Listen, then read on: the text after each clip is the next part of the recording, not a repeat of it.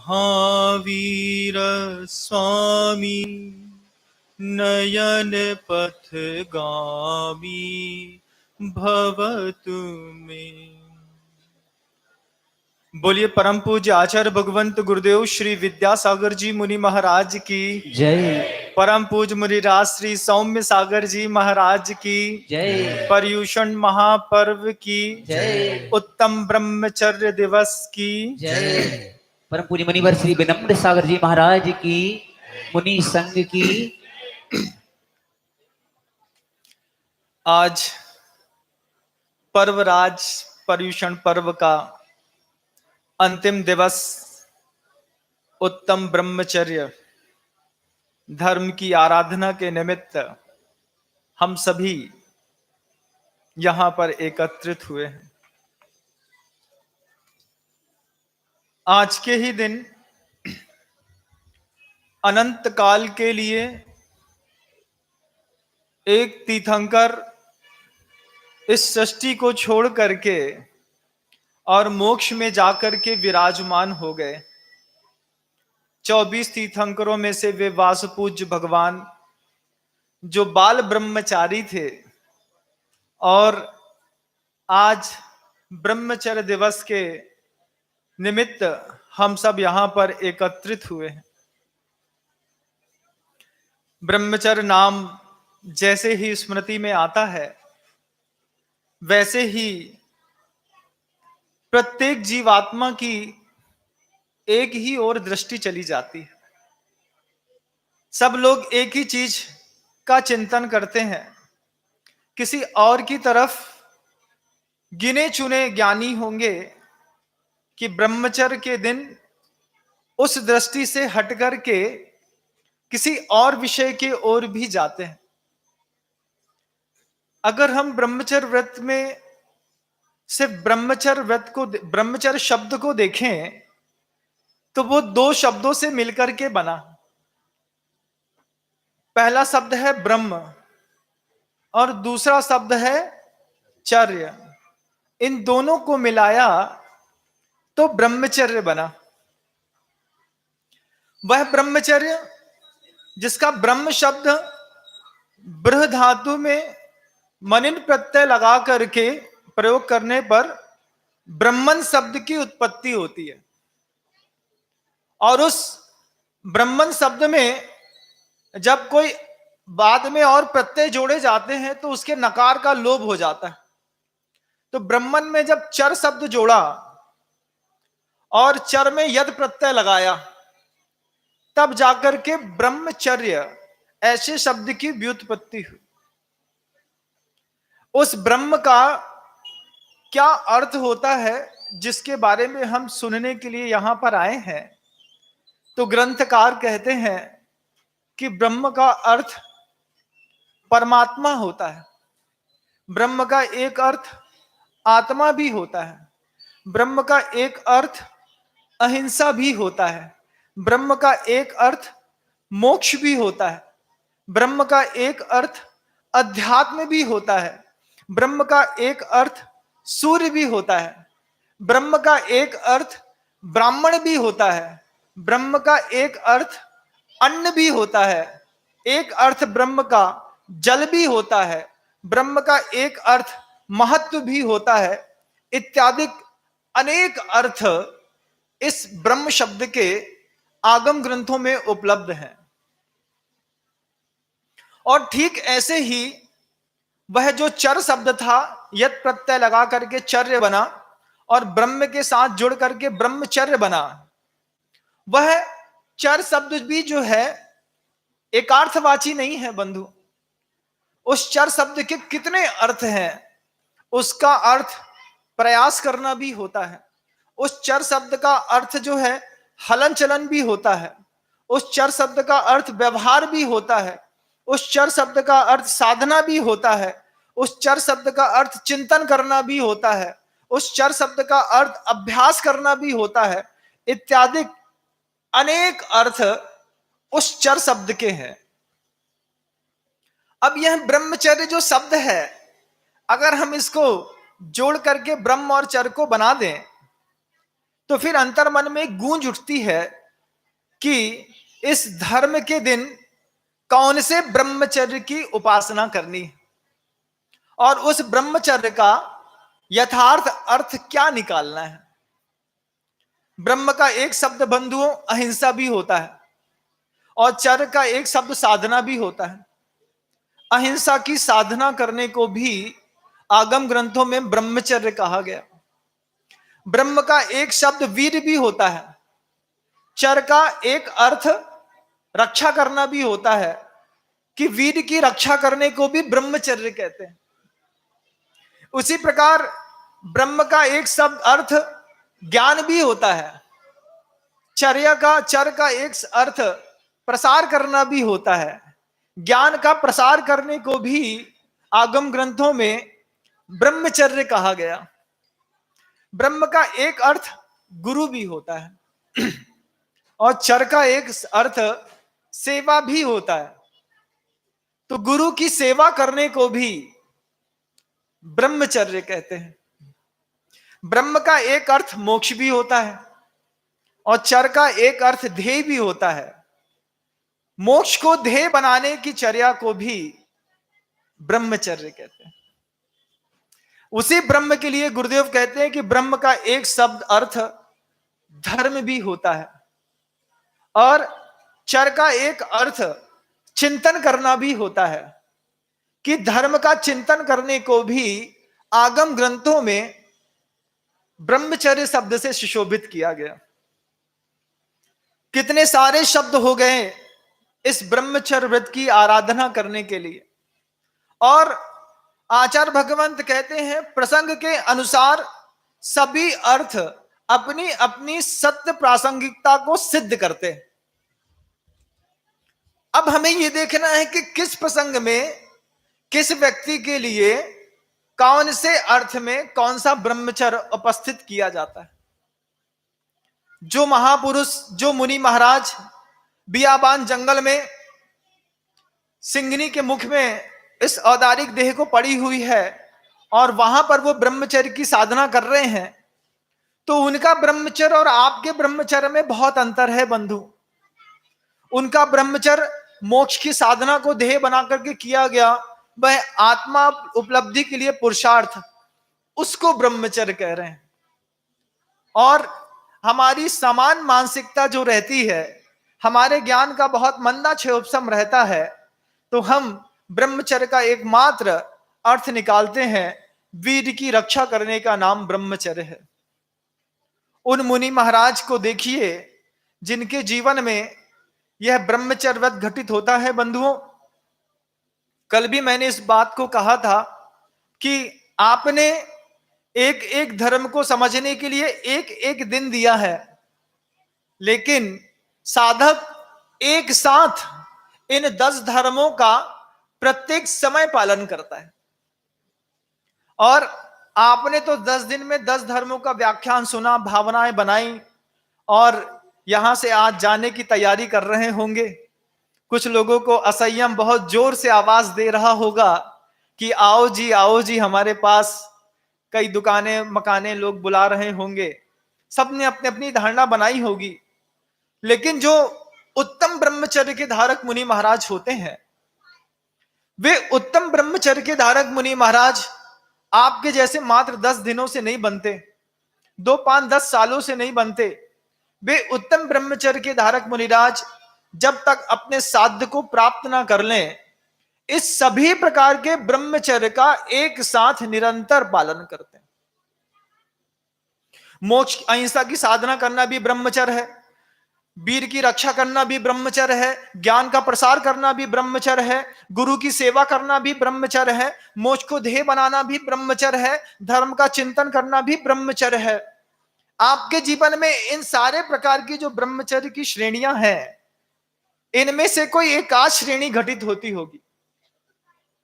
लेकिन इस सदी के ऐसे एक ब्रह्मचर्य के सम्राट हैं जिनका नाम भगवंत गुरुदेव श्री विद्यासागर जी महाराज। उनके इस लौकिक जीवन में ये अलौकिक ब्रह्मचर्य एक साथ सभी अर्थों में घटित होते हैं बंधु। आप देख लो उनके वीर की रक्षा करने का भाव, आप देख लो उनकी अहिंसा की आराधना करने का तरीका, आप देख लो मोक्ष को ध्येय बना करके किया गया उनका चिंतन, आप देख लो कि गुरु की सेवा, एक साथ ब्रह्मचर्य की जितनी श्रेणियां थी एकमात्र महापुरुष के शरीर में आकर के समाहित हो गई। और उनके ब्रह्मचर्य को देख करके हमने और आप लोगों ने ब्रह्मचर्य व्रत पालन करने की प्रेरणा लेकर के उसका अभ्यास शुरू कर दिया। ये अपने आप में हमारे लिए बहुत सौभाग्य की बात है, बहुत सौभाग्य की बात है बंधुओं। आगम ग्रंथ भरे पड़े हैं, वे कहते हैं ब्रह्मणि आत्मनि चरति इति वा ब्रह्मचर्य, कि आत्मा में विचरण करने को भी ब्रह्मचर्य कहते हैं। और एक नया अर्थ और भी आप निकाल सकते हैं, ब्रह्मार्थम आत्मार्थम चरति इति वा ब्रह्मचर्य, कि आत्मा के लिए जो इस साधक की चर्या की जाती है उसका नाम भी ब्रह्मचर्य है। इन सारे ब्रह्मचर्यों की कितनी श्रेणियां हैं, और गुरुदेव कहते हैं पात्र के अनुरूप प्रत्येक परिस्थितियों में अलग अलग ब्रह्मचर्य की आवश्यकता हुआ करती है। घर के अंदर जो व्यक्ति जीव है उनके लिए ब्रह्मचर्य की परिभाषा अलग है बंधुओं। ब्रह्मचर्य की रक्षा, वीर की रक्षा करना ब्रह्मचर्य है। किसके लिए? ये पात्र की घोषणा एक बार आप अपने अंतर्मन में स्वयं निश्चित कर लें। अहिंसा की आराधना करना ब्रह्मचर्य है, वो किसके लिए? वो पात्र कुछ और हैं। छठवें सातवें गुणस्थान बढ़ती वे पात्र हैं जो ब्रह्मचर्य शब्द को अहिंसा की आराधना से घोषित कर रहे हैं। वे 13वें 14वें गुणस्थान बढ़ती महाराज हैं जो अपनी आत्मा को साध्य बना करके अपनी ही आत्मा में रमण कर रहे हैं। ब्रह्मणि आत्मनि चरति इति वा ब्रह्मचर्य, उनका ब्रह्मचर्य। सप्तम गुणस्थान बढ़ती जीव का ब्रह्मचर्य, सामान्य मुनि महाराज का ब्रह्मचर्य, और एक अणुव्रति का ब्रह्मचर्य, एक अविरत सम्यक दृष्टि का ब्रह्मचर्य, एक मिथ्या दृष्टि का ब्रह्मचर्य अलग अलग हुआ करता है बंधु। सबकी अलग अलग श्रेणियां हुआ करती हैं और सबके अलग अलग तरीके से करने के अभ्यास हुआ करते हैं। अब आपको यह देखना है कि आप कौन से ब्रह्मचर्य का पालन कर सकते हैं। ब्रह्मचर्य व्रत का, ब्रह्मचर्य धर्म का पालन करना है। आपको कौन से धर्म का पालन करना है कि शुद्ध आत्मा में जो आत्मा रम रही है, आत्मा में विचरण करने की शक्ति वाला ब्रह्मचर्य आपके पास है, तो आप आत्मा में विचरण करने वाली शक्ति के ब्रह्मचर्य की उपासना करिए। और अगर आपको लगता है कि इस ब्रह्मचर्य व्रत की बिल्कुल निचले पायदान की श्रेणी पर मैं खड़ा हूं, तो फिर अपनी वीर की रक्षा करने को इस लौकिक जगत में आज के दिन ब्रह्मचर्य के रूप में माना जाता है। उसकी भी कई श्रेणियां हैं। आचार्य भगवान इतनी अच्छी बात कहते हैं कि धरती पर जब कोई भी व्यक्ति तपस्या करता है, कोई भी व्यक्ति इस ब्रह्मचर्य की आराधना करता है, तो ऊपर देवताओं के सिंहासन डोलने लगते। साधना धरती पर कर्म भूमि पर हो रही है और सिंहासन देवताओं का डोलता है, तब तो किसी के लिए मेनका भेजी जाती है, तब किसी ब्रह्मचर्य को स्खलित करने के लिए रंभा भेजी जाती है, तब अनेक प्रकार की युक्तियों के पूर्वक साधक की साधना को भ्रष्ट करने के लिए देवताओं ने जितने प्रयास किए हैं, आप सोचिए इस ब्रह्मचर्य की रक्षा करने के लिए आपने जो प्रयास किया है, उस प्रयास ने देवताओं के सिंहासन को हिला दिया। और मात्र मुनि महाराज इस ब्रह्मचर्य की साधना या रक्षा करते हैं ऐसा नहीं है बंधुओं। गृहस्थ में आप विजय सेठ और विजया सेठानी का उदाहरण देख लीजिए, गृहस्थों में आप सुदर्शन सेठ का उदाहरण देख लीजिए। ऐसे कितने उदाहरणों से यह गृहस्थ जीवन सुशोभित हो रहा है कि ब्रह्मचर्य की निर्दोष आराधना करने वाले वे गृहस्थ भी हुआ करते हैं बंधुओं, कि जिनके उस निर्दोष व्रत का ऐसा प्रभाव होता है कि घातक बीमारियों से ग्रस्त रुग्ण वे मुनि महाराज उनके घर में आहार करने आए और आपका ब्रह्मचर्य पवित्र हो, और उस पवित्र ब्रह्मचर्य के कारण साधुओं की वे घातक रोगों का उपशमन हो जाया करता है। विजय सेठ और विजय सेठानी ने जब मुनि महाराज को आहार दान दिया, उनके ब्रह्मचर्य की ये शक्ति थी बंधुओं, मुनि महाराज के रोग दूर हो गए। साधना किसी भी स्तर की कभी छोटी नहीं हुआ करती, वह अपना अभूतपूर्व प्रभाव इस संसार में बना करके रखती है। गुरुदेव ब्रह्मचर्य के लिए कहते हैं कि आवेश के आक्रमण से जो आत्मा ने स्वयं को बचा लिया, बस उसी का नाम ब्रह्मचर्य है। क्या उदाहरण है गुरुदेव के। आप देखिए कि आचार्य जी ने एक बार उदाहरण देकर के समझाया कि आप जैसे गृहस्थों के लिए संबोधन दे रहे हैं बंधुओं, कि किसी के मकान को आप देखने के लिए गए और आपने देखा कि मकान की दीवारें बहुत ज्यादा चिकनी हैं, बहुत अच्छे से रंगी पुती हैं, बहुत अच्छा उसमें कलर दिखाई दे रहा है।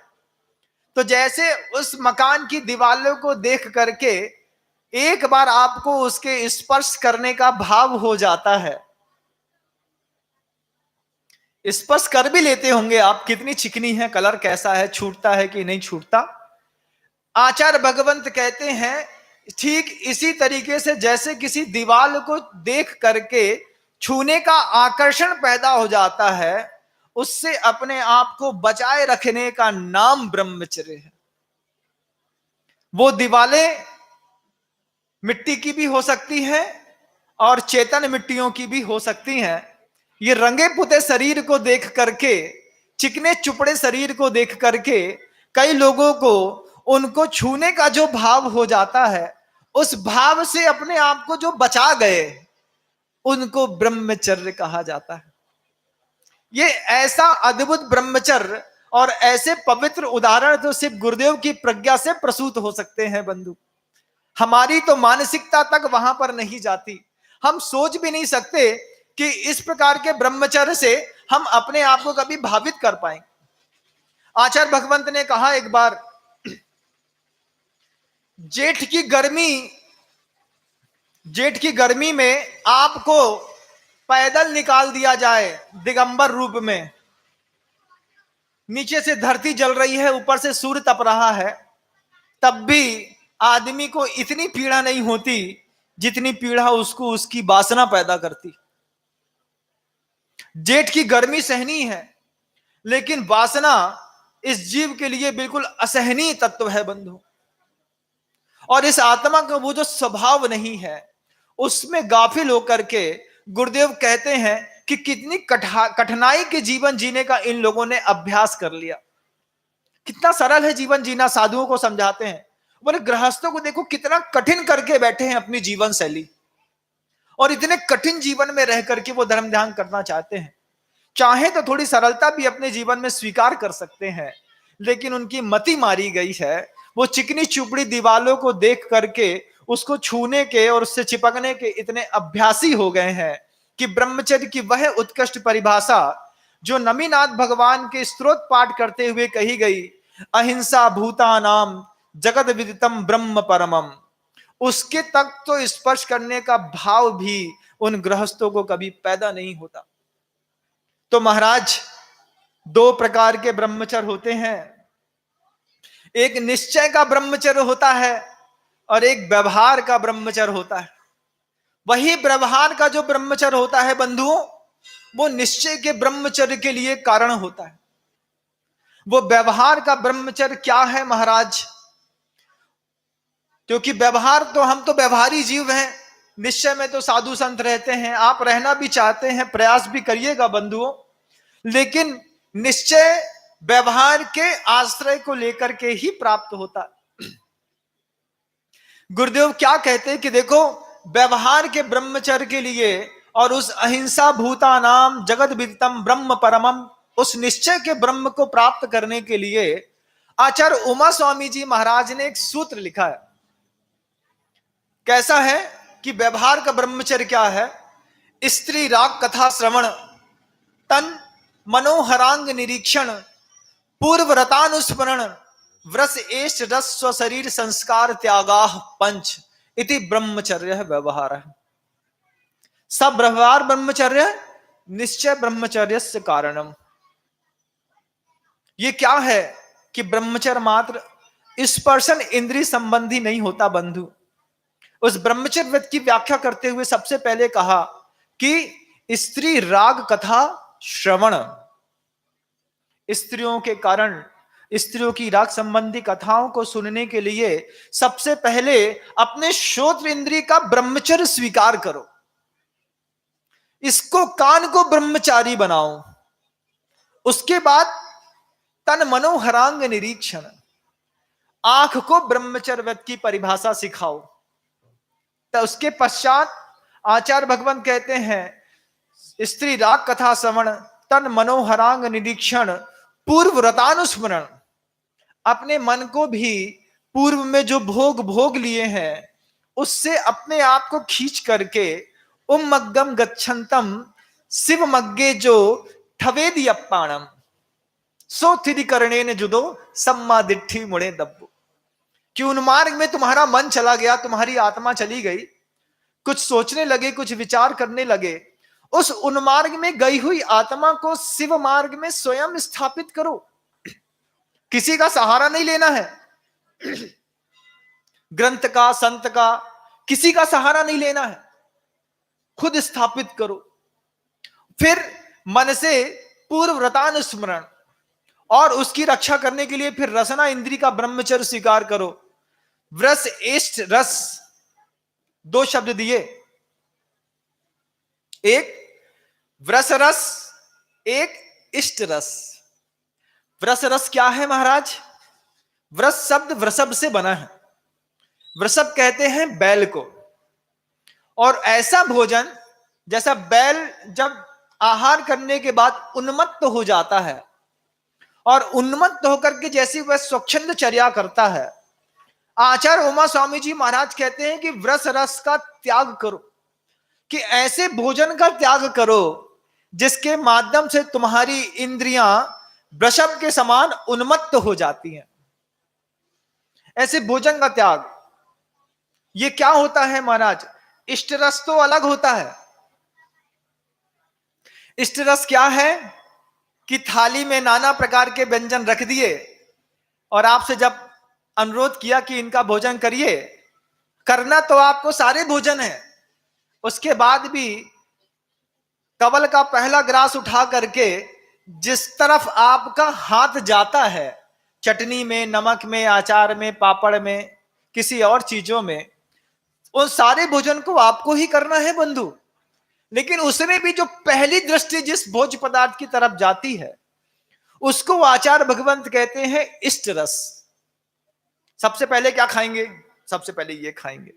तो इस प्रकार का इष्ट रस और उस प्रकार का गरिष्ठ रस जिससे इंद्रियां कामोद्दीपित होकर के और वृषभ के जैसी उत्तेजित हो जाती हो, ऐसे भोजन का त्याग करो। और कैसा भगवान? वृषेष्ठ रस फिर कहते हैं स्वशरीर संस्कार त्यागा, अपने ही शरीर का संस्कार करने का त्याग करके उस ब्रह्मचर्य की आराधना की जाती है। तो महाराज हम अपने शरीर का त्याग करना कैसे छोड़ दें? तभी तो गुरुदेव कहते हैं, आचार्य श्री जी हम लोगों को क्या समझाते हैं आप देखिए। उस ब्रह्मचर्य की रक्षा करने के लिए गुरुदेव का ऐसा पवित्र चिंतन। गुरुदेव कहते हैं अपने ही शरीर को भी बहुत ज्यादा राग की दृष्टि देखने से अब्रह्म होता है। दूसरे के शरीर को देख करके तो अब्रह्म होता है, ये बात तो समझ में आती है, लेकिन उच्च साधना करने वाले वे अहिंसा के पुजारी महान सम्राट भगवंत गुरुदेव क्या समझाते हैं कि अपने ही शरीर को बार बार छूने से, बार बार देखने से और राग की दृष्टि से, विशेष रूप से अपना शरीर देखने पर भी आपका ब्रह्मचर्य स्खलित होता है। इसलिए थोड़ा इस भाव से भी दूर रहा करो। इस प्रकार का ऐसा वह पवित्र ब्रह्मचर्य मात्र स्पर्शन इंद्री का नहीं विषय है बंधुओं, वो चक्षु इंद्री का भी विषय है, वो कर्ण इंद्री का भी विषय है, वो जिह्वा इंद्री का भी विषय है, वो स्पर्शन इंद्री का भी विषय है। सारी इंद्रियों के विषयों से अपने आप को एकत्रित करके और जो अपने आप को अहिंसा की आराधना करने में स्थापित हो जाते हैं, उनके लिए यह ब्रह्मचर्य इस जीवन में घटित हुआ करता है बंधु। और आज के ही दिन वे वासुपूज भगवान इस ब्रह्मचर्य व्रत के 18,000 सीलों के पर्वतों को लांघ करके उसके ऊपर बैठ करके और मोक्ष शिलामर जा करके उस ब्रह्मचर्य की आराधना करते हुए विराजमान हो गए। इसी उस अनंत काल के लिए जब भगवान वहां पर बैठ गए तो उस कारण आज की चौदस का नाम अनंत चौदस के रूप में प्रसिद्ध हो गया। और वो ब्रह्मचर्य की कई श्रेणियां हैं बंधुओं। बार बार इस बात को मैं इसलिए कहता हूं कि मात्र वचनों के ब्रह्मचर्य से या काय के ब्रह्मचर्य से काम नहीं चलता। मन का ब्रह्मचर्य, वचन का ब्रह्मचर्य और काय का ब्रह्मचर्य, ये तीनों ब्रह्मचर्य इस जीव आत्मा को इस सृष्टि से ऊपर उठाने के लिए सहयोगी कारण बनते हैं। महाराज, ये वचन का ब्रह्मचर्य क्या होता है? तो आचार्य भगवंत ने एक सूत्र लिखा है, कंदर्प कौत्कुच्च मौखर्या समीक्षाधिकरणो भोग परिभोग नर्थक ज्ञानी। अनर्थ पैदा होता है तो वे साधक जो वचन का ब्रह्मचर्य पालन करना चाहते हैं वे कांदर्पी शब्दों का प्रयोग नहीं करते, अपशब्दों का प्रयोग नहीं करते, किसी को अपशब्द नहीं कहते, गाली नहीं देते, फालतू के शब्दों का अपने मुंह में कभी चकार मकार की भाषा एबीसी का प्रयोग भी नहीं करते। बंधु, आप लोगों तो एबीसी से भरे होंगे ना, एबीसी समझते हो ना? हाँ, जनता खूब एबीसी का प्रयोग करती है, वो हमारी भाषा समझ रही है। लेकिन जो वचन के ब्रह्मचारी होते हैं वो इस तरह के कांदर्पी शब्दों का प्रयोग नहीं करते। मन से कभी भी किसी भी स्त्री को देखते हैं तो मात्र मां, बहन और पुत्री के रूप में जिनकी दृष्टि जाती है उनका वह मानसिक ब्रह्मचर्य सफल होता है बंधु। और साथ साथ काय का ब्रह्मचर्य तो जगत प्रसिद्ध है कि अपने आप में अपने आप को स्थापित करके, और जो स्थापित है देह को छूने से, देह के स्पर्श से ऊपर जो मुनि की चर्या होती है उसको कायिक, वाचिक और मानसिक ब्रह्मचर्य की संज्ञा दी गई। आपको आज इस बात को अपने अंतर मन में देखना है कि हमें कौन से ब्रह्मचर्य की आराधना करनी है, और यह भी देखना है कि महाराज कौन से ब्रह्मचर्य की आराधना किया करते हैं। जिस स्तर की ब्रह्मचर्य की आराधना की उपदेश आपको दिए जा रहे हैं बंधुओं, इस ब्रह्मचर्य की साधना निरंतर गुरुओं की जीवन शैली का हिस्सा बन चुकी है। और इस ब्रह्मचर्य की कई श्रेणियां और भी हैं। कोई पूछता है कि महाराज सामान्य ब्रह्मचर्य, ब्रह्मचर्य अणुव्रत, ब्रह्मचर्य प्रतिमा और ब्रह्मचर्य महाव्रत में क्या अंतर है? ऐसा प्रश्न उठता है ना कि कोई ब्रह्मचारी, आज जिसी ने ब्रह्मचर्य व्रत ले लिया, किसी गृहस्थ ने ब्रह्मचर्य व्रत ले लिया, उसके ब्रह्मचर्य में और मुनि महाराज के ब्रह्मचर्य में क्या अंतर है? तो बहुत अंतर है। गृहस्थ होकर के भी ब्रह्मचर्य व्रत का ग्रहण कर लेते हैं, धारण करते हैं, और शादी होने के बाद, विवाह होने के बाद भी उनको ब्रह्मचारी माना जाता है। विवाह होने के पश्चात भी ब्रह्मचारी। हां, यही तो जैन दर्शन की उत्कृष्टता और महत्ता है बंधु, कि विवाह कर लिया और उसने संकल्प कर लिया कि अपनी स्त्री के अलावा दुनिया की किसी भी स्त्री पर मैं वासना युक्त दृष्टि नहीं डालूंगा। आचार्य भगवंत उसको भी ब्रह्मचर्य संज्ञा से घोषित कर रहे हैं। देखो गुरुदेवों की कितनी कृपा है। और सामान्य ब्रह्मचर्य क्या है? आप देखिए कि सामान्य ब्रह्मचर्य का धारी वो जो गृहस्थ होता है वो जन सामान्य के बीच में अपनी स्त्री से भी अतिशय मर्यादित व्यवहार करता है। ऐसा नहीं कि आपस के समूह में बहुत सारे जोड़े इकट्ठे हो गए तो शब्दों की भाषा बिगड़ जाती है। उस समय भी सभी लोगों के बीच में वह अपनी स्त्री से मर्यादित शब्दों में बात करता है और मर्यादित दृष्टि अपनी स्त्री के ऊपर भी रखता है। यह है सामान्य ब्रह्मचर्य। वो सामान्य ब्रह्मचर्य है कि अगर स्त्री की सहमति नहीं होती है तो उसको स्पर्श भी नहीं करता है। इसको कहते हैं ब्रह्मचर्य। लूट खसोट की तो कोई बात ही गृहस्थों के यहां पैदा नहीं होती। और इस प्रकार जब सहमति पूर्वक कोई क्रिया होती है, वह क्रिया भी कैसी होती है महाराज? तो वो भी भोग वासना की दृष्टि को लेकर के नहीं होती। गुरुदेव उसके लिए एक हाइको देते हैं, धर्म प्रवाह। किस लिए वो भोग को भोग रहा है, किस लिए वो गृहस्थ जीवन को, दाम्पत्य को स्वीकार किया है? तो आचार्य भगवंत कहते हैं धर्म के प्रवाह को स्थापित करने के लिए।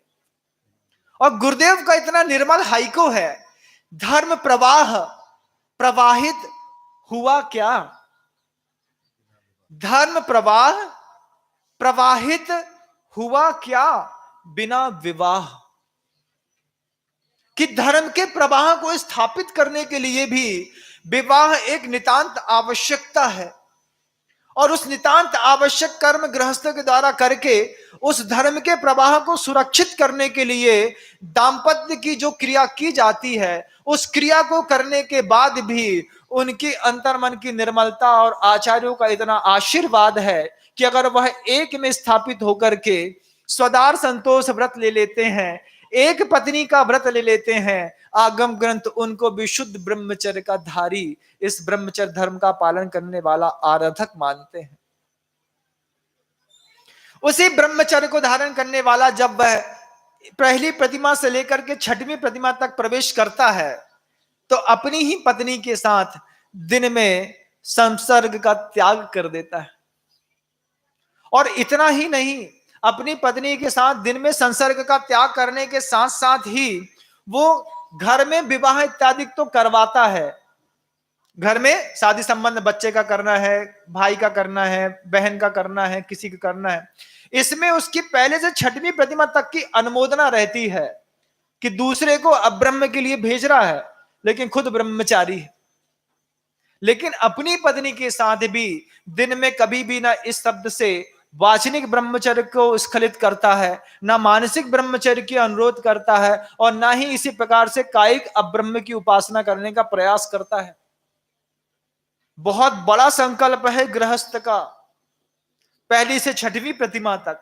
सातवीं प्रतिमा में वह अपनी स्त्री का भी त्याग कर देता है बंधुओं, लेकिन धर्म का और काम का, संसार के इन वातावरणों के व्यवसायों का त्याग नहीं कर पाता। आठवीं, नौवीं और 10वीं, 11वीं प्रतिमा में जब वो प्रवेश करते हैं, साधक उस ब्रह्मचर्य की उपासना करते हैं, तो धर्म के निमित्त से भी अपनी स्त्री का त्याग कर देते हैं। अभी गृहस्थ ही है, गृहस्थी छोड़ी नहीं है, संसार के बीच में है, और ब्रह्मचर्य की ऐसी उत्कृष्ट आराधना करने वाले, ऐसे 10-10 प्रतिमा के धारी कई साधक इस सृष्टि पर आज भी विराजमान है। और अभी तो मैंने देखा कि पिछले वर्ष जब गुरुदेव ने इन प्रतिमाओं का और ब्रह्मचर्य का उद्बोधन दिया था, तो आप क्या आश्चर्य मानते हैं कि इस ब्रह्मचर्य की आराधना एक साथ 2000 लोगों ने स्वीकार करी। 2000 लोगों ने प्रतिमाओं के व्रत 3 दिन के अंदर ले लिए। नेमावर की घटना है, मैं तो उस समय 52 गजा में था, मैं तो मात्र सुन रहा था, उसके प्रत्यक्षदर्शी तो पूज्य बड़े महाराज श्री थे। अगर उनकी स्मृतियों में कोई बात आएगी तो मैं आज उनसे भी निवेदन करूंगा समय पर कि वो भी अपनी बातों से इस बात को सामने रखे। और कैसा है वह कि महाव्रती का वो ब्रह्मचर्य कैसा है। हमने कल एक उदाहरण दिया था ना, मठा निकाला, नैनू निकाला और मठे में छोड़ दिया। तो संसार में यह भी हुआ बड़ी अद्भुत घटना कि साधु को मुनि दीक्षा दे दी, दिगंबर रूप धर दिया, और दूसरे दिन ही अब वो साधु को वापिस उन्हीं संसारियों के बीच में छोड़ दिया, जाओ वहीं पे आहार करके आओ। तो वो महाव्रती पूछता है अपने आचार्य से कि कल तो आपने मुझे ब्रह्मचर्य व्रत दे दिया, पाप का त्याग करा दिया, मेरे कपड़े भी उतर गए, अब मैं उठ करके ऐसे वहां कैसे चला जाऊं, मुझे लज्जा आती है, शर्म आती है। पहले दिन के मुनि के ये प्रश्न हो सकते हैं, होते होंगे। आचार्य उपदेश देते हैं, उन्हीं मां बहनों के बीच में जाओ, उन्हीं महिलाओं के बीच में जाओ और आहार करके आओ। वो साधक कहता है कि मेरे व्रत कैसे सुरक्षित रहेंगे इस अवस्था में।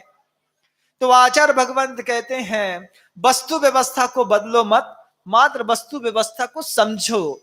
उन दृष्टियों में जिस समय कल तक तुम्हारी स्त्री की, लड़की की, महिला के शब्द शैली वचनों में रहती थी, आज उस लड़की में, उस स्त्री में, उस महिला में, उस औरत में आप अपनी मां देखो, अपनी बहन देखो, अपनी पुत्री देखो, और इस तरीके की दृष्टि बना करके किसी भी महिला, किसी भी मां बहन के समझ करके खड़े हो जाओ। इन 3 शब्दों के अलावा किसी भी शब्द का प्रयोग भी करोगे तुम अपने जीवन में, साधु के लिए बहुत बड़ी बात गुरुदेव ने कही कि जो साधु बार बार लड़की कहते हैं, महिला कहते हैं, औरत कहते हैं, आचार्य भगवंत कहते हैं, इन शब्दों के अब्रह्म से तुम्हारा निश्चित ब्रह्मचर्य स्खलित हो जाएगा।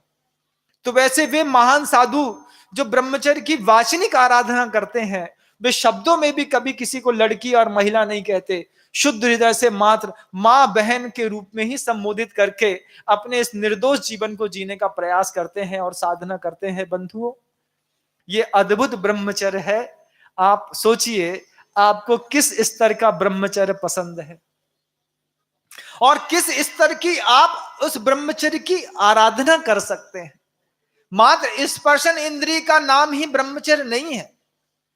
आपकी भोग इंद्री, काम इंद्री 2 है ना, एक रसना इंद्री और एक स्पर्शन इंद्री के विषय को कामेंद्री कहा गया, और घ्राण, चक्षु और कर्ण के भोग को उपभोग कहा गया।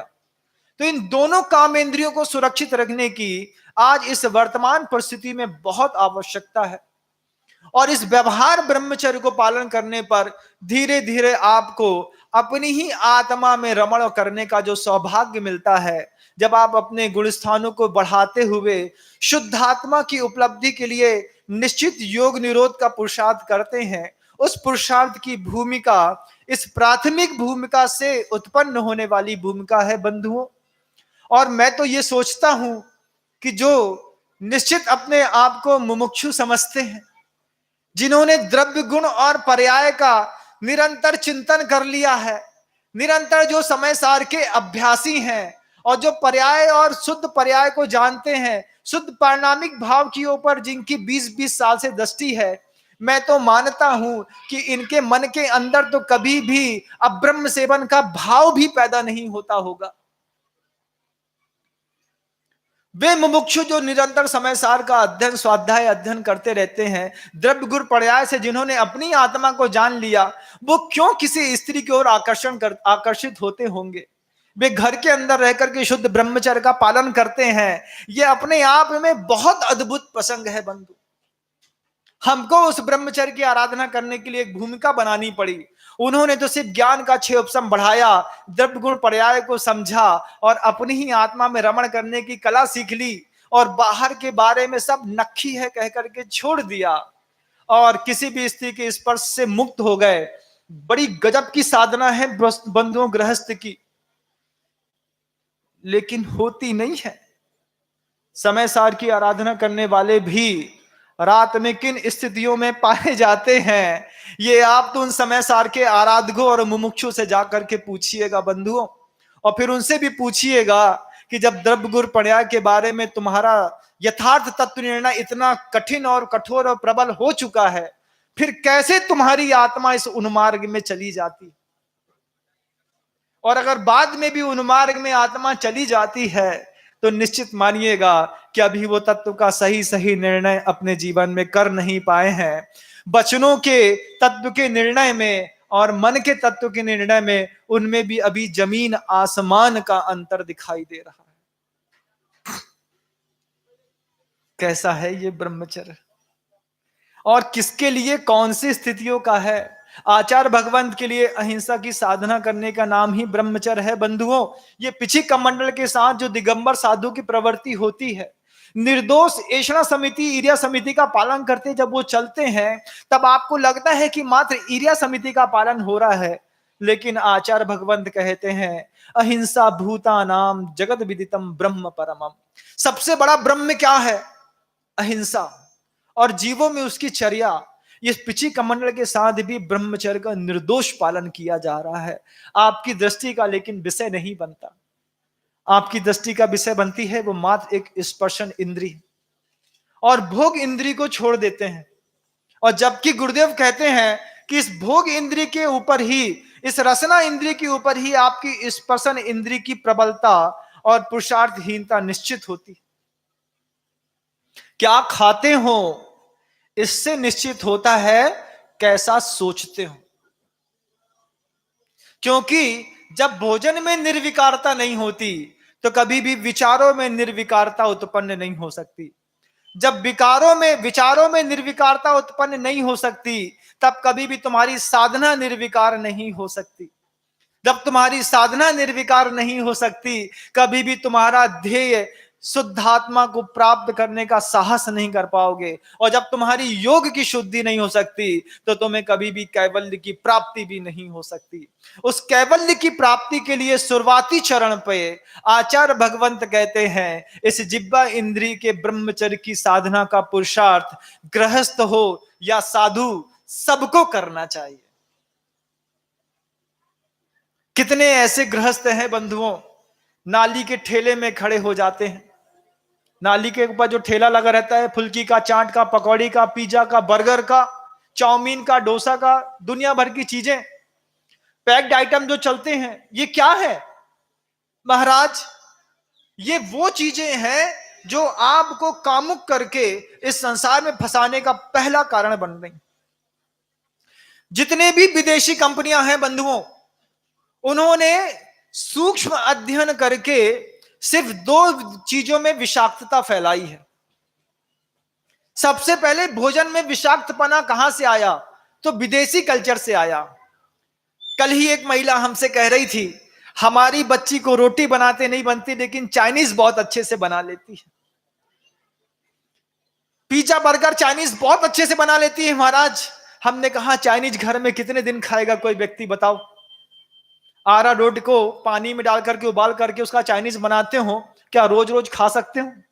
नहीं, दाल रोटी खानी पड़ती है, वो बनाते नहीं बनती। बच्ची से चाइनीज बहुत अच्छे से बनती है और बच्ची को चाइनीज ही पसंद है। हमने कहा विवाह के बाद बहुत बड़ा विप्लव मचने वाला है, जब तक विवाह ना हो तब तक इसको भोजन की कला सिखाइए। वो भोजन क्या करता है? विदेशी कंपनियों ने सूक्ष्म अध्ययन किया और देखा कि भारतीय इतने सुरक्षित कैसे हैं। तो उनने देखा कि घर का भोजन करते हैं, बाजार भी जाते हैं तो घर से लुचाई लेकर के जाते हैं। लुचाई समझते हो? बुंदेलखंड का शब्द है लुचाई, और बनियों की तो प्रसिद्ध है, वो पानी की भी बना लेते हैं और दूध की भी बना लेते हैं और 3 दिन तक खा लेते हैं। और ऐसी व्यवस्थाएं रहती हैं कि 3 दिन के लिए मान लो दिल्ली जा रहे हैं, बंबई जा रहे हैं, इवन अमेरिका तक जा रहे हैं, तो यहां से डिब्बा लचका लपटा खकड़िया पपड़िया का पैक रहता है और वहां तक जाकर के 3 दिन अपना काम करके चले आते। विदेशी सभ्यता पैदा हुई, रेडी टू ईट, हर जगह शुद्ध और पवित्र भोजन मिलेगा, 100% हाइजेनिक मिलेगा। और जहां उसने हाइजीन शब्द लगा, थोड़ा सा हमारे दिमाग का प्रकोप बढ़ा और हमने pizza burger chowmein idli dosa pasta, पता नहीं दुनिया भर की कितनी चीजें स्वीकार कर ली। सभ्यता धीरे धीरे उन्होंने सबसे पहले कामेंद्री की बदली, और कामेंद्री की कैसी बदली कि सबसे पहले रसना इंद्री पर उन्होंने कुठाराघात किया और आपकी पूरी की पूरी भोजन शैली को बदल दिया। और भोजन शैली बदलने का परिणाम क्या हुआ बंधुओं, आप सुनोगे तो आपको आश्चर्य होगा। जिनके घरों में जोमैटो स्विगी के माध्यम से रोज बार बार पिज्जा आता है, बर्गर आता है, वो गोल सा एक टमाटर और ककड़ी डाल करके बना देते हैं, क्या कहते हैं उसको? कुछ भी कहते हैं, चाउमीन या मैगी जो भी कहते हो आप लोग जानो, बर्गर कहते हैं। तो वो जो बर्गर बना देते हो आप लोग, खा लेते हो, बुला लेते हो, उसमें कंटेंट क्या डाला है आप एक बार आपको बताएंगे तो आपको आश्चर्य लगेगा। सागर का एक मुस्लिम व्यक्ति है जो हम लोगों से जुड़ा हुआ है, क्या नाम है उसका? शफीक खान, जो अहिंसा अवार्ड से उसको भगवान महावीर स्वामी के 25वें निर्वाण महोत्सव में अहिंसा अवार्ड से उस मुस्लिम को सम्मानित किया गया। वो शफीक खान हम लोगों के पास आया निरंतर 3 महीने का सर्वे करने के बाद उस भोजन में, और भोजन को उसने जितने भी पिज्जा बर्गर चाउमीन पेस्ट्री थी, इसको लेबोरेटरी टेस्ट करा करके उसमें वो निरंतर लगा रहा। और आकर के उसने जो आश्चर्यकारी घटना हमको सुनाई, हम सुन करके दंग रह गए। और आज उस ब्रह्मचर्य के विषय पर वह घटना बहुत प्रासंगिक और जरूरी है। शफीक खान ने आकर के हमसे कहा, महाराज, हमने कहा कैसे भाई, कैसे आए? बोले बस आपका आशीर्वाद लेने आया, और 50 70 80 100 पन्ने की ये रिपोर्ट है, ये रिपोर्ट आपके चरणों में रखने आया हूं। हमने कहा क्या है इसमें? इसमें पिज्जा, बर्गर, चाउमीन, पेस्ट्री और स्विगी और जोमेटो से आने वाले सारी विदेशी संस्कारों के भोजन की एक लिस्ट है और उसका अन्वेषण है। वो अन्वेषण क्या है कि उन्होंने बताया महाराज, आजकल बेटियों का विकास उम्र से पहले हो रहा है। 8 साल की, 7 साल की बच्ची वयस्कता के सारे अंग उपांग को लेकर के आज समाज के बीच में खड़ी होने लगी। 11 साल की बेटी को देख करके, लड़के को देख करके कभी लगता नहीं कि 11 साल की है, ऐसा एहसास होता है कि ये 16 साल या 17 साल की हो गई है। कभी उससे पूछो कौन सी क्लास में पढ़ती हो, तो 17 साल की दिखने वाली बट्टी बोलती, जब बोलती है कि 6 क्लास में पढ़ते हैं, 7th में पढ़ते हैं, तो देख करके सुन करके बड़ा आश्चर्य होता है। इसके पीछे एक साजिश है। क्या साजिश है? पहले तो मां बहनों का, बेटियों का यह औदारिक शरीर इस तरीके से विकास को प्राप्त नहीं होता था, लेकिन पिछले 15-20 सालों में इसमें बहुत ज्यादा ग्रोथ आ गई। उस ग्रोथ का कारण उसने जब अपने वैज्ञानिक तथ्यों के साथ बताया तो आंखें फटी की फटी रह गई। वो कहता है कि जो गाय को इंजेक्शन लगाया जाता है ऑक्सीटोसिन दूध निकालने के लिए, वही इंजेक्शन का आधा इंजेक्शन लगाया जाता है उन मां बहनों को जब वो गर्भ प्रसव करना चाहते हैं, तो उस प्रसव की पीड़ा से और उस प्रसव सुरक्षित हो जाए, तो उसी गाय के ऑक्सीटोसिन इंजन की आधी इंजेक्शन को बहनों या मां के शरीर में प्रवेश करके और पेन किलिंग करके उनके प्रसव को कराने की व्यवस्था ये मेडिकल वाले करते हैं। उसी ऑक्सीटोसिन इंजेक्शन के कंटेंट को पिज्जा, बर्गर, चाउमीन और इन चीजों में मिला करके लोगों को खिलाया जा रहा है। मुंह से खिलाया जा रहा है। हां, उसी ऑक्सीटोसिन इंजेक्शन को मुंह से पिज्जा, बर्गर जैसे कंटेंटों में, जो आपके यहां 41111 433 जो ई नंबर्स लिखे रहते हैं, जिनके इंग्रेडिएंट्स के बारे में आपको कोई जानकारी नहीं होती, उनकी जानकारी को एकत्रित करके जब शफीक खान ने रिपोर्ट रखी, तो वो इस बात को कह करके भौचक्का रह कर दिया हमको। वो कहता है उसी ऑक्सीटोसिन इंजेक्शन का कमाल है कि जो बच्चे सबसे ज्यादा पिज्जा, बर्गर, चाउमीन और विदेशी सभ्यता के जंक फूड, इवन ब्रेड और बिस्किट तक, इवन टमाटर सॉस तक, लौकी उसको थोड़ा सा रात में लगा देते हैं, दिन में वो बड़ी निकलती है और बाजार में बिकने के लिए रोज उपस्थित हो जाती है। उस ऑक्सीटोसिन इंजेक्शन का ये कमाल है महाराज कि जो पीढ़ियां इस भारतीय संस्कृति में 14 साल 15 साल की उम्र में बड़ी होनी चाह रही थी, वो आज 8 साल की उम्र में बड़ी हो जाती हैं। 9 साल की उम्र से उनको शुद्धि और अशुद्धि का विवेक सिखाना पड़ता है, जबकि उनकी मानसिकता तैयार नहीं होती, लेकिन शरीर पूरा तैयार कर दिया जाता है उस ऑक्सीटोसिन इंजेक्शन के माध्यम से। और उस ऑक्सीटोसिन इंजेक्शन को वो लोग इस जंक फूड में मिला करके परोसते हैं, जिससे क्या होता है कि उनकी इंद्रियों की लिप्साएं छोटी उम्र में बड़ी हो जाती हैं और बच्चा एक ही बात कहता है, तुम्हारी इस घर की जली और सड़ी रोटी से अच्छा तो हमारा 50 रुपए का पिज्जा या बर्गर है, 2 लोग मिलाते हैं और आराम से खा लेते हैं। लेकिन बंधुओं, जिंदगी बर्बाद हो जाती है। सबसे पहले इस रसना कामेंद्री के ब्रह्मचर्य के बारे में हमको आज चिंतन और मनन करना होगा बंधु। यहां तक उसकी रिपोर्ट शफीक खान की रुकी नहीं। शफीक खान ने जो दूसरी और गहरी और बहुत बड़ी बात कही, उस बात को सुन करके आपके मस्तिष्क के सारे तंतु छार छार हो जाएंगे बंधु। कहने में भी मुझे शर्म आती है, लेकिन नहीं कहूं तो और ज्यादा शर्मिंदगी आपके जीवन को देख करके मुझे होगी, इसलिए मुझे वो बात भी कहनी पड़ रही है। ऑक्सीटोसिन इंजेक्शन के बाद शफीक खान ने दूसरी बड़ी बात बताई, महाराज शरीर को उत्तेजित करने के लिए कुछ दवाइयां आती हैं, कुछ इंजेक्शन आते हैं, कुछ गोलियां आती हैं और कुछ लिक्विड आता है महाराज। हमको तो पता नहीं था, हमने तो कभी ना देखा, ना जाना, ना परखा। उसने हमको जो बात बताई कि जितना बड़ा शैंपू का पाउच होता है, इतना बड़ा ही शरीर को उत्तेजित करने का लिक्विड आता है, 18 रुपए का मात्र एक पाउच। उसमें फ्लेवर रहते हैं, ऑरेंज का रहता है, एप्पल का रहता है, बनाना का रहता है, बिस्किट का रहता है। पानी में घोला और घोल करके पी गए, और पीने के 15-20 मिनट 25 मिनट के बाद जो है, शरीर के जितना भी रक्त प्रवाह है उन स्त्रियों के, पुरुषों के उन जननांगों की ओर दौड़ता है, जिसके माध्यम से उनको काम की वेदना उत्पन्न होती है। और उस वेदना में वो इतने पागल हो जाते हैं कि कई बार तो बच्चे अपने कपड़े तक फाड़ देते हैं।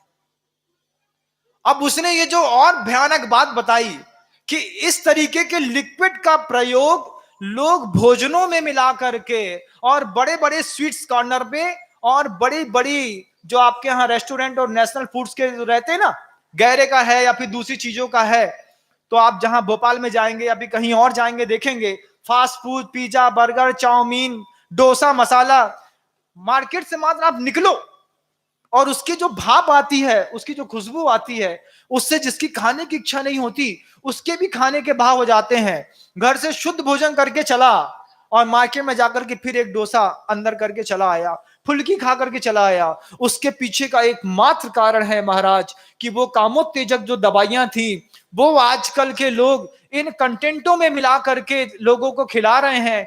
इससे असमय में शरीर विकसित हो रहा है और मानसिकता का उद्धार नहीं हो पा रहा।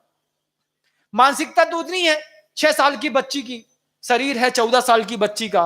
मानसिकता उतनी है 8 साल के लड़के की, शरीर हो गया 17 साल 16 साल के बच्चे का। ऐसे लोगों का शोषण करके, वल्गैरिटी फैला करके इतने सारे वीडियो बना दिए जाते हैं, संसार में अपलोड कर दिए जाते हैं, लोगों को दिखाया जाता है, ब्लैकमेल किया जाता है। इसका सबसे बड़ा परिणाम जब आप कलकत्ता में जाकर के देखेंगे तो वहां का जो सबसे प्रसिद्ध रेड लाइट एरिया है वो इस तरीके की 16-14 साल की कन्याओं से भरा पटा है।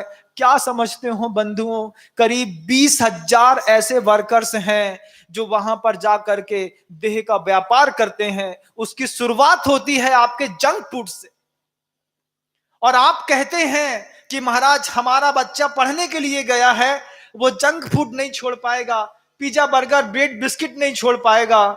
हम बार बार चिंतन करते हैं जब ये बेटी है या बेटा है असमय में तुम्हारे जंक फूड्स को खा करके बड़ा होगा और तुम्हारे घर के अंदर ये जो बड़ा विप्लव मचाएगा, उस दिन के लिए कौन जवाबदार होगा? तुम तो इतने अंधे हो कि पैक्ड आइटम में क्या लिखा है बिना पढ़े मुंह के अंदर डाल लेते हो। बिना पढ़े क्या कभी पैक्ड आइटम का, पैकिंग का वो कंटेंट पढ़ा है जिसको सरकार ने लिखने के लिए जरूरी कर दिया कि आपको छापना ही पड़ेगा? जनता खरीदेगी लेकिन पढ़ के पड़ेगी। लेकिन हमारी तो मति मारी गई है, हम स्वाद के लोभी, हम क्या जाने कि इसमें क्या लिखा है, उसको खाते हैं और अपने संसार में अब ब्रह्म की इतनी बड़ी परिभाषा लिख रहे हैं बंधु इस रसना इंद्री के माध्यम से। आप कभी कल्पना करिएगा कि जो अपनी रसना इंद्री को कंट्रोल में नहीं कर पाया वो अपनी काम इंद्री को कैसे संयुक्त करता रहे। आचार्यों ने इसलिए साधु के लिए बार बार कहा, उबला खाओ, सादा खाओ, ऊनोदर करो, उपवास करो।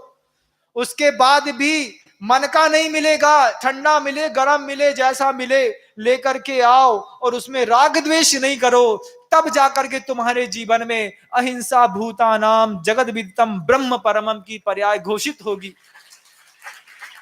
और तुम्हारे जीवन में क्या होगा, तुम्हारा जीवन कैसे सुरक्षित रहेगा? सोचो तो।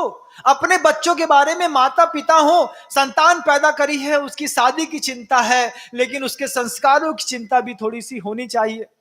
उन जवान बेटियों को, बहनों को जो मेरा उद्बोधन सुन रही है, यहां पर सुन रही हैं या यूट्यूब में सुन रही हैं, उनको एक बार तो इस बात के लिए क्लिक करना चाहिए महाराज कि इस भोजन को करते हैं उसके बाद हमारी वासना थोड़ी और तीव्र हो जाती है। उसका कारण हमें आज पता चला, और ये रिपोर्ट हमारे पास तो 3 साल पहले चली आ गई थी, और वो आज भी सफीक खान जगदलपुर के, छत्तीसगढ़ के बियाबान जंगलों में इस तरीके की अहिंसा का प्रभावना मुसलमान होकर के कर रहा है। आचार्य श्री जी का, संघ का इतना वरद हस्त है उस शख्स के ऊपर कि वो अपने मुख से कहता है, मेरे किसी पाप कर्म का उदय था, मुझे बनना तो जैन था, लेकिन मेरे पाप कर्म के अनुसार मुझे उस धर्म में पैदा होना पड़ गया।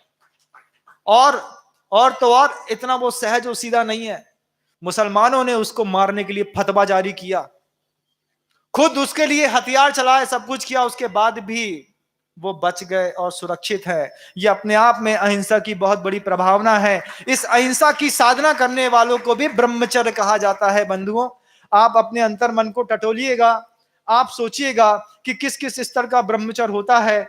वो भोजन का ब्रह्मचर्य, वो दृष्टि का ब्रह्मचर्य, जो आप निरंतर, क्योंकि ब्रह्मचर्य की आराधना करने वाले को एक सबसे बड़ा सहारा चाहिए कि उसको दिन भर व्यस्त रहना है। ब्रह्मचर्य की उपासना करनी है तो एक उपाय है सबसे अच्छा, व्यस्त रहो। अब आपको देखना है कि आप जब खाली टाइम में रहते हैं तो किन चीजों में व्यस्त रहते हैं। साधु जब खाली टाइम में व्यस्त रहता है, या तो वो माला फेरता है, या स्वाध्याय करता है, ध्यान करता है, या तो सो जाता है। कुछ नहीं कर रहा है तो सो जाओ, ये भी ठीक है। लेकिन जब आप जग रहे होते हैं और आपकी व्यस्तता आपको दिखा रही होती है, आप टटोलिएगा कि आपके इस तरीके के भोजन को खा करके आप किस तरीके से व्यस्त रहते हैं और किस तरीके से अपने उस ब्रह्मचर्य की आराधना करते हैं। ब्रह्मचर्य की कई श्रेणियां हैं और हर गुण स्थान व्यक्ति के लिए ब्रह्मचर्य की एक अद्भुत और अनमोल परिभाषा है। आप जिस गुण स्थान में जीवन जी रहे हैं, उस जीवन में आपका वह आपका ब्रह्मचर्य धर्म आपको फलीभूत हो, आप उससे भावित होकर के उस ब्रह्म की उपासना करें। इन्हीं भावनाओं के साथ मैं आज अपनी वाणी को विराम दे रहा हूं। अहिंसा परमो धर्म की।